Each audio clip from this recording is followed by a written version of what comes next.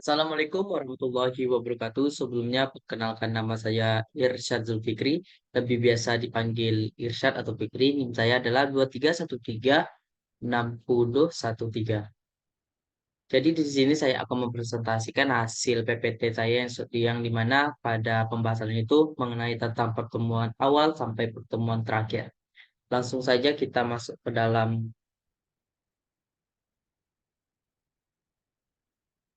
pembahasannya. Oke. Sebelumnya tadi saya sudah memperkenalkan diri ya. Langsung saja saya langsung mempresentasikan hasil poinnya yaitu pertama tentang pengertian kartografi dari beberapa ahli. Nah, kartografi merupakan dari National Geospatial Intelligence Agency itu menyatakan bahwa misalnya kartografi merupakan studi dan praktik pembuatan peta. Peta dapat menunjukkan cara bernavigasi di seluruh dunia atau cara menemukan toko yang tepat di pusat perbelanjaan. Namun karena peta adalah representasi visual suatu tempat, seorang kartografer harus menjadi seorang ilmuwan sekaligus seniman. Nah, yang kedua itu merupakan penggabungan gagasan tentang di mana benda-benda itu berada dan mengapa benda-benda itu ada di sana, serta komponen spasial dengan seni dan ini benar-benar tentang komunikasi. Jadi menemukan cara untuk berkomunikasi fenomena spasial tersebut dengan cara yang dapat diterima oleh orang-orang dan membantu mereka memahaminya dengan lebih baik. Sumbernya itu dari YouTube Argis Edi Pon. Yang ketiga, kartografi adalah komunikasi suatu fenomena geografis, komunikasi visual, sehingga ografi adalah kereta, dan perpaduan indah antara geografi yang sudah mengagumkan. Sumber dari YouTube artis John Nelson. Yang keempat, kata mencakup banyak aspek berbeda. Jadi kita mulai dengan huruf C. Jadi bagian saya itu berarti kompromi karena segala hal yang dalam membuat peta adalah kompromi. Sumber dari YouTube Argis Canfield. Lanjut. Nah, jenis-jenis peta itu ada empat. Yang pertama itu adalah peta tujuan umum. Nah, peta tujuan umum ini dia mencakupi atau menampilkan fitur-fitur fisik yang dibuat manusia sepertinya itu apa? Seperti jalan yang bersifat alami itu seperti sungai, laut, pantai dan lain-lain. Tapi kalau buat manusia itu seperti jalan, gedung, yang menunjukkan tentang buatan manusia seperti jalan dan lain sebagainya. Yang kedua itu adalah peta tematik. Peta tematik ini fokus uh, terhadap data-data seperti cuaca dan statistik yang digunakan oleh orang-orang sensus. Nah, kayak gitu. Biasanya di dalam peta tematik itu nanti di dalam petanya itu misalnya menunjukkan suatu wilayah A. Nanti itu dikasih warna-warna. Nah, warna-warna ini memiliki artinya berbeda, memiliki sifat yang berbeda. Nah, yang ketiga itu adalah peta topografi. Peta topografi itu hampir sama dengan peta tujuan umum. Akan tetapi detail ketinggiannya itu ditambah dengan garis kontur. Nah, di mana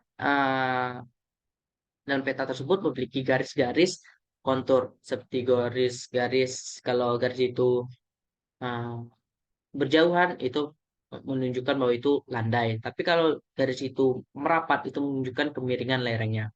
Nah, yang ketiga itu bagian navigasi laut. Nah, bagian navigasi laut adalah sejumlah teknik dan peralatan digunakan dalam melakukan perjalanan di aktivitas laut yang digunakan oleh kapal-kapal dan juga diperlukan dalam militer. Nah, tujuan navigasi laut ini agar menunjukkan nahkoda agar tidak tersesat di tengah lautan. Nah, dan perjalanan di laut itu ada alat yang digunakan seperti kompas, peta, dan GPS. Lanjut, konsep peta. Apa itu peta? Peta adalah suatu representasi atau gambar unsur-unsur dari kenampakan dan abstrak objek-objek yang dipilih dari bumi atau yang ada kaitannya dengan permukaan bumi. Dan umumnya digambarkan pada suatu bidang datar yang diperkecil, diskalakan. Ada tiga yang berperan dalam pembuatan peta, yaitu pelukis, penulis, sama surveyor. Di mana pelukis ini dia melakukan melukis peta tersebut. Yang penulis ini dia menulis kalau tempat ini ada bangunan yang penting, nanti dia ditulisnya. Nah, dan juga ketika itu surveyor, dia menyurvei langsung tempat yang akan dipetakan gitu. Sedangkan kalau zaman sekarang itu surveyor menggunakan alat canggih seperti drone dari citra udara. Lalu sejarah peta. Nah, peta. Sejarahnya peta dulu. Peta topografi pertama digunakan di Indonesia itu dibuat oleh bangsa Belanda pada akhir abad 19 sebelum Masehi dengan skala 1:1 juta. Yang kedua itu adalah pada saat itu bangsa Babilonia pada tahun 2300 sebelum Masehi. Mereka membuat peta yang berisi tentang lahan untuk keperluan pajak di atas potongan. Untuk keperluan pajak, nah bahannya itu di atas potongan tanah liat itu pada bangsa Babilonia. Nah, pada bangsa Cina, dua abad kedua sebelum Masehi berisi regional nasional di atas Gan Sutra. Bahannya itu Gan Sutra. Dari Gan Sutra ini punya peta yang menunjukkan tentang regional nasional mereka. Lanjut, fungsi peta itu apa?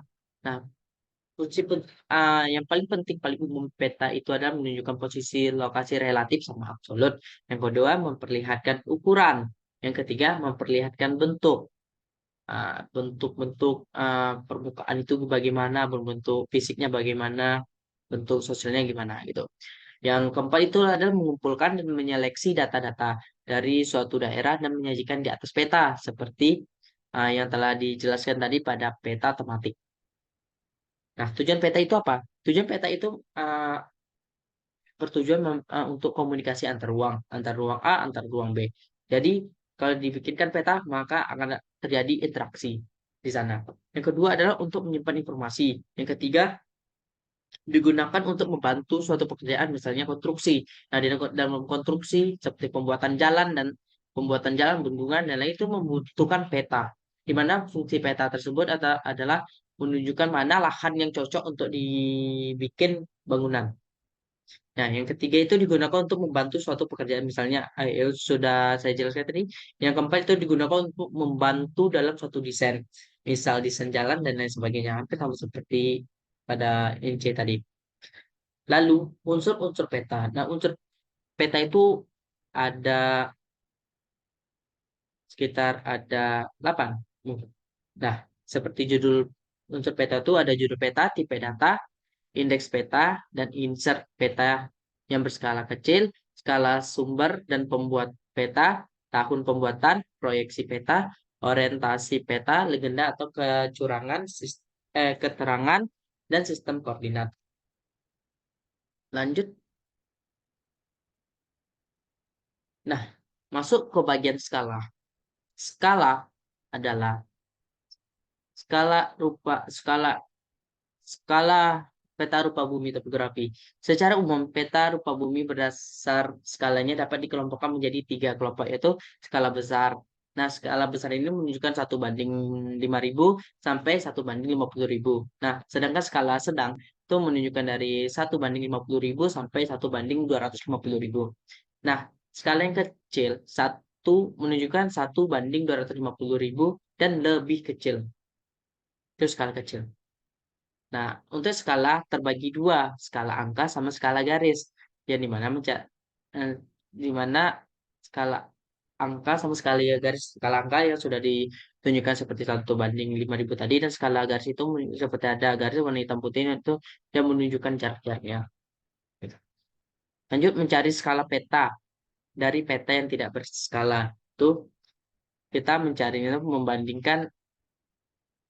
membandingkan dengan peta lain yang daerahnya sama dan ada skala. Rumusnya tuh P2 sama dengan D1 bagi D2 kali P1. Yang kedua, membandingkan suatu jarak horizontal di lapangan dan jarak yang mewakilinya pada peta. Yang ketiga, dengan cara garis kontur.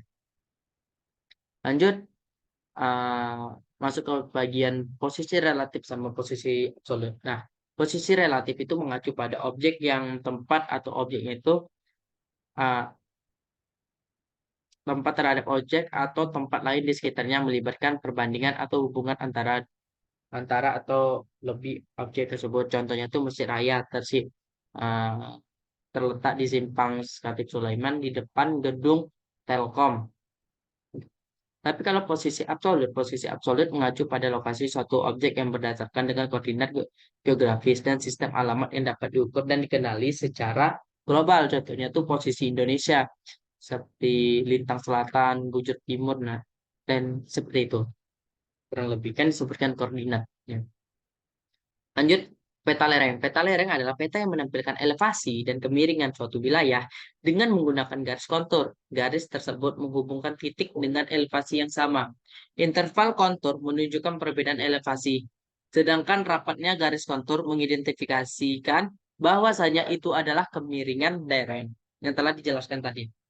Nah, lanjut. Ini Pak, bagian pada terakhir ya. Itu peta lereng pada saat itu alternatif lain jika dengan dan raster itu menggunakan pada bab ini menggunakan ArcGIS.